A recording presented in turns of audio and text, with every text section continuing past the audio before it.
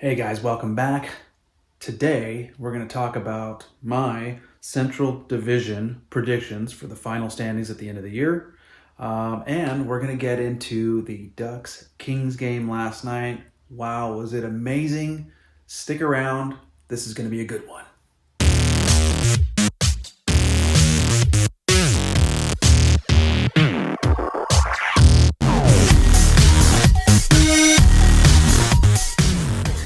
All right, guys, here we go. So let's just get into the Central Division final standing rankings that I've come up with. I don't want to get into this too deep, but I want to real quick touch on my top 8, starting with 8, and we're going to work our way up to number 1. So at number 8, Central Division, I've got the Arizona Coyotes. Listen, we all know the Arizona Coyotes are struggling.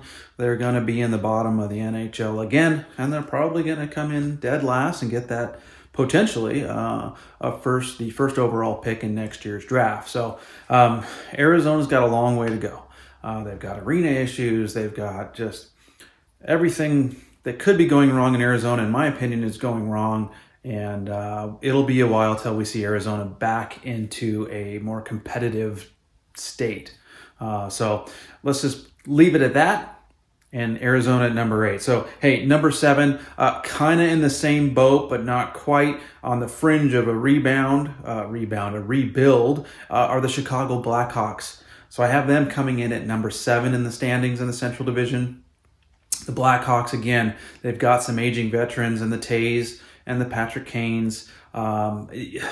Listen, I don't think Patrick Kane's going to be a Blackhawk through the rest of the season. I think something's going to happen. They're going to move him, and he'll be playing for somebody else, probably a contender, closer maybe to the trade deadline, something along those lines.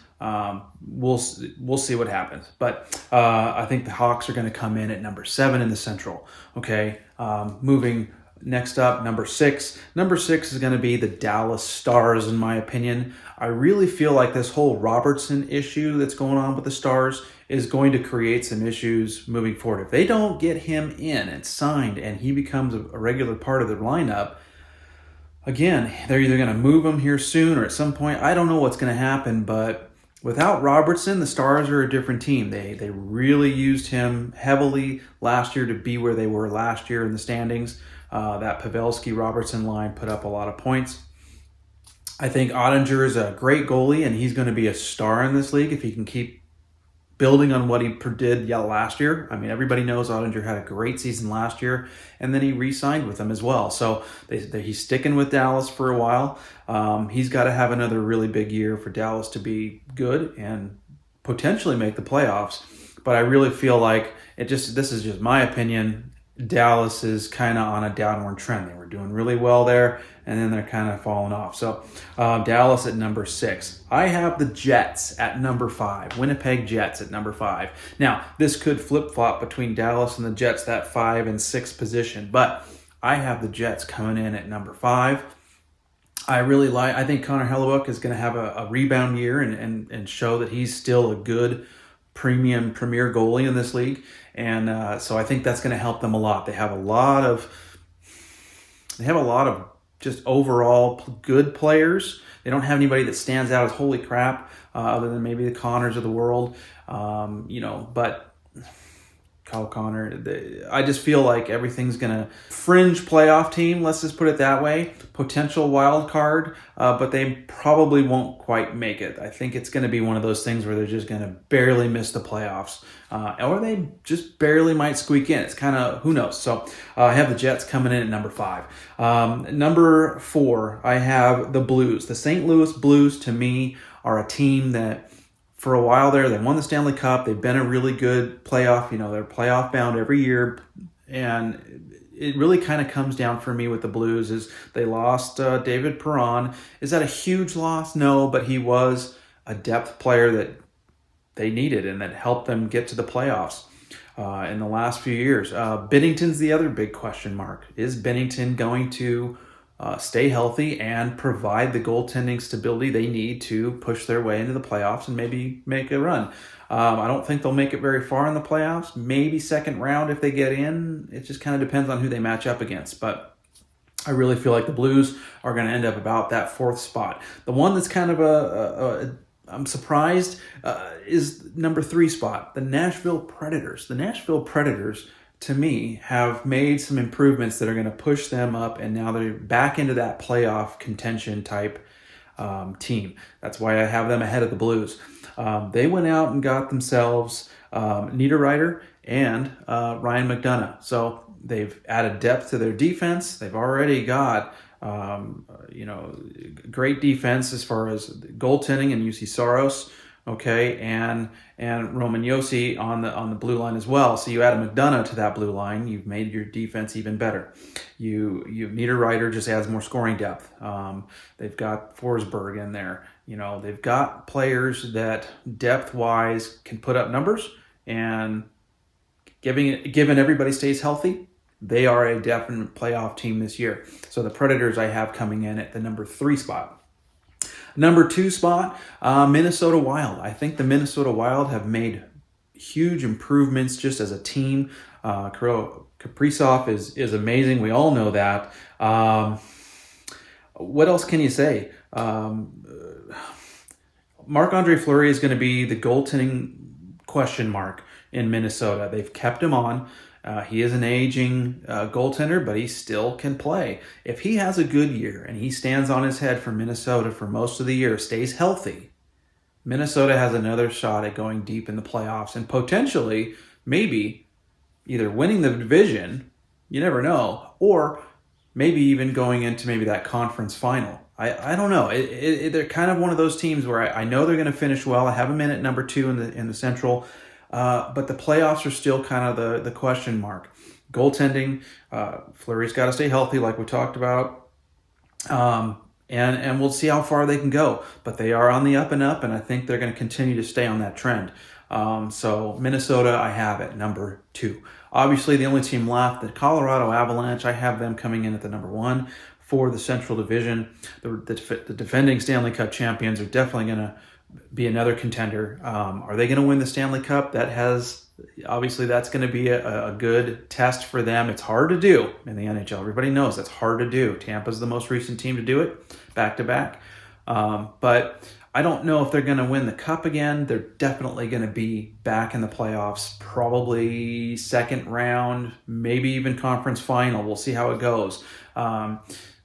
They brought in a goal. They lost Kemper, obviously went to Washington. They brought Gorgiev in. God, I can't say names. I kill them every time.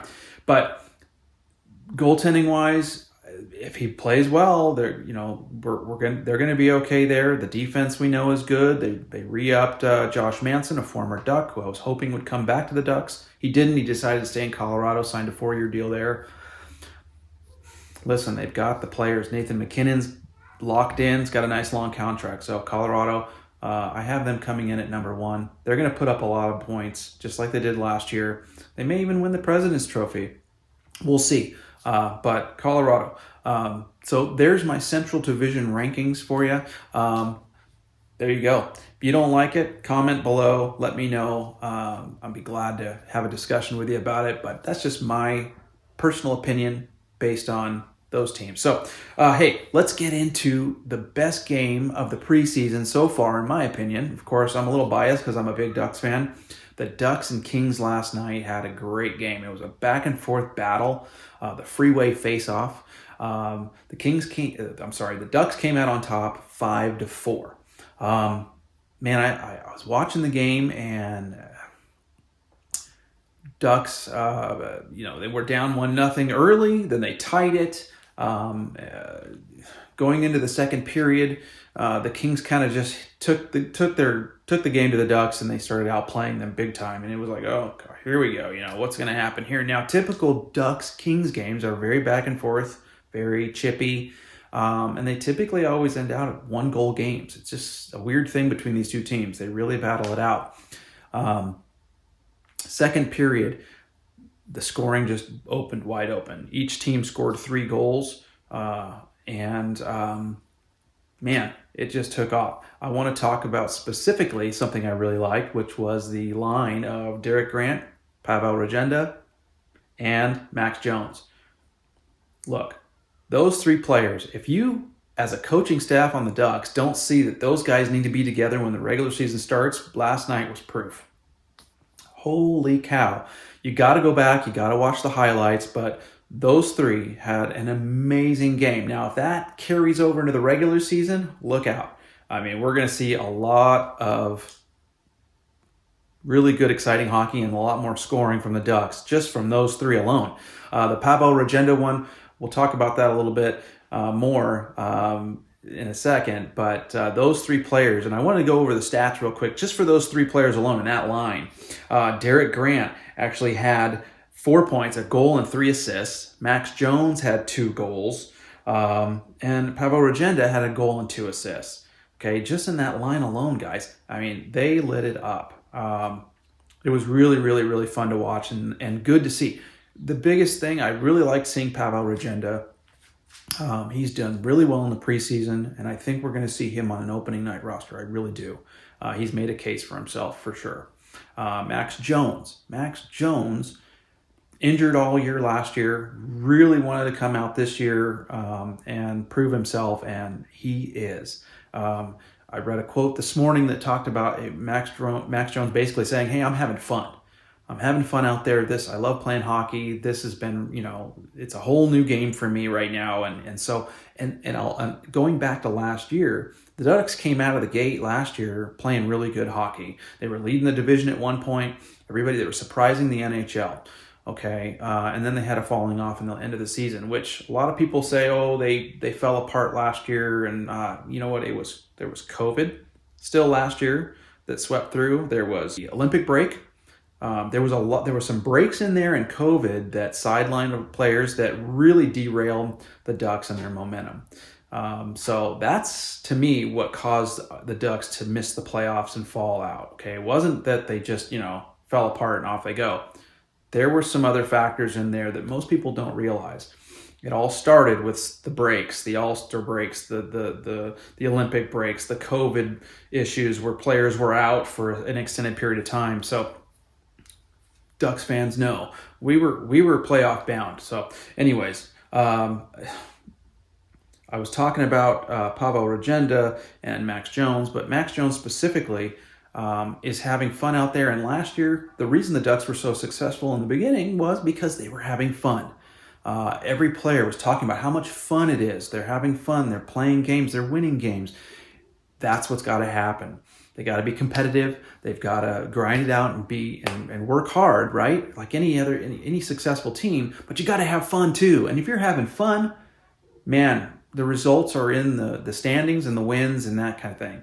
So I really feel like Max Jones is going to have a great year this year. And that line, if they keep them together, could potentially be a very productive line for us. So Klingberg also had a couple assists in that game. Frank Vetrano, a newcomer for the Ducks, had the power play game-winning goal in the third period. It started off the period on the power play, and he scored. That made it 5-4, and then the Ducks held the Kings off the board the remainder of the game. So, it was a great game. It was back and forth battle. It was fun to watch, super fun to watch. And we're starting to see some chemistry out there. We're starting to see that final, we got one more game left in preseason, and then it's on. So, hey, listen, a week from today is when the season starts for the Ducks, okay? Game 1, Seattle Kraken at home.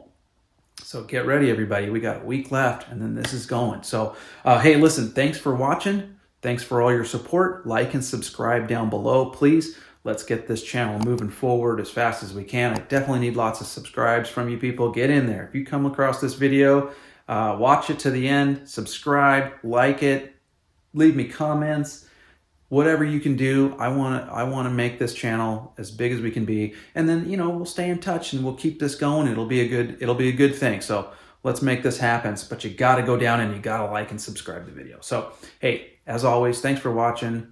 We'll see you next time.